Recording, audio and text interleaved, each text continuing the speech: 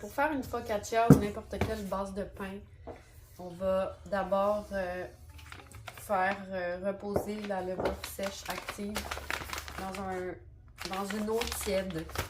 Le truc pour faire de l'eau tiède, c'est de mélanger, ça a l'air niaiseux, mais de mélanger de l'eau chaude avec de l'eau froide. Donc, au lieu d'aller mesurer en Fahrenheit, parce que souvent dans les recettes, ils disent de mettre tant de chaleur là, dans l'eau pour pas brûler la levure. On est sûr que quand on fait moitié eau chaude, moitié eau froide, ça va être parfaitement tiède. Donc, dans la recette de focaccia que je vais faire, on parle d'avoir 455 grammes d'eau. Donc, on va mettre la moitié, donc à peu près 225 grammes d'eau chaude. Et le reste en eau froide. Donc, ça fait à peu près un petit peu moins que 2 tasses. De... Oups, j'avais déjà préparé. Donc, ici, j'ai de la farine, 512 grammes de farine et j'ai 2 cuillères à thé de sel. J'avais déjà ça de plein, fait que je vais terminer cette tâche.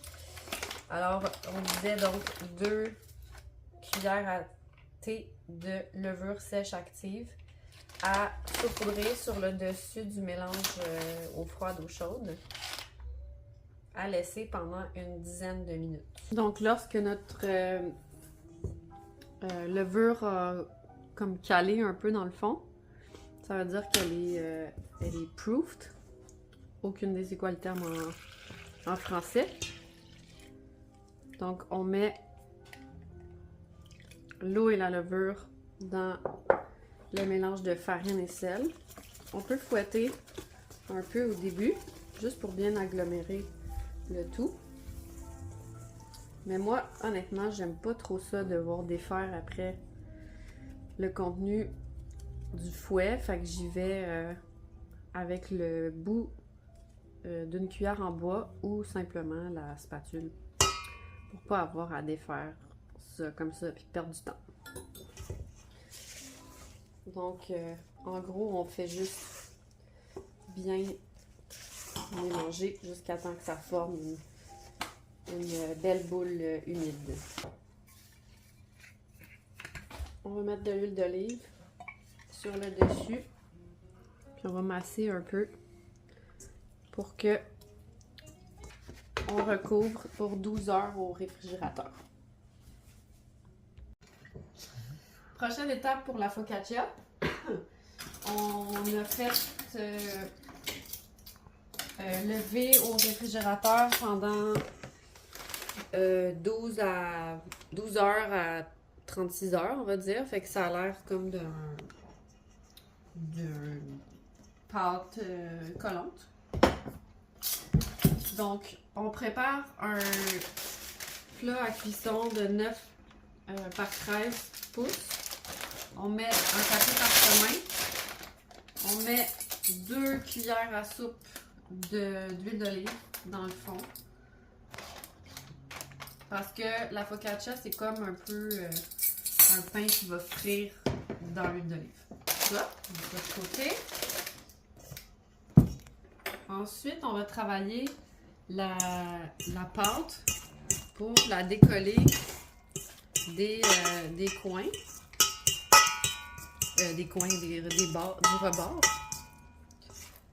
Puis on veut essayer de faire une espèce de boule de pâte à l'aide de nos 2 fourchettes.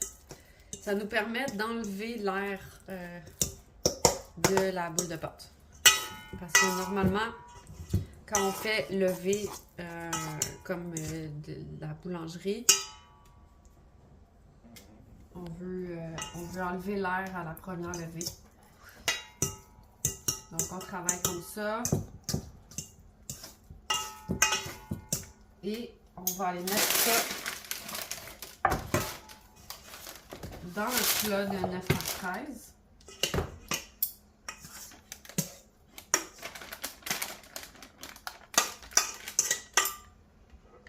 Et évidemment, c'est coulant. Ça coule, ok? c'est pas supposé se tenir parfaitement. Et on voit ici que mon huile d'olive, elle s'est pas bien ramassée. Fait que je vais comme juste m'assurer qu'il y en a vraiment partout en dessous de la pâte.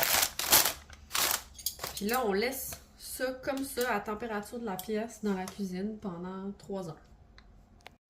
La dernière étape pour la focaccia, ça va être de mettre, préparer le four à 425. Puis on va mettre les décorations qu'on veut mettre. Ça peut être des poireaux caramélisés, ça peut être un petit peu de romarin comme ceci, juste pour faire joli. Là, je trouve que ma préparation, elle n'a pas tant gonflé, mais j'avais pas le temps d'attendre un petit peu plus longtemps, là. Fait que je pense que ça fait à peu près 2 heures que ça lève. Normalement, ça devrait être là plutôt 3 à 4 heures. On va ensuite mettre de l'huile d'olive sur la surface parce qu'on va faire le moment le plus plaisant de faire de la focaccia. C'est de mettre plein d'huile d'olive et de rentrer nos doigts. Donc, évidemment, il faut que les doigts soient bien huilés pour que ça fonctionne. Et on fait des trous comme ça.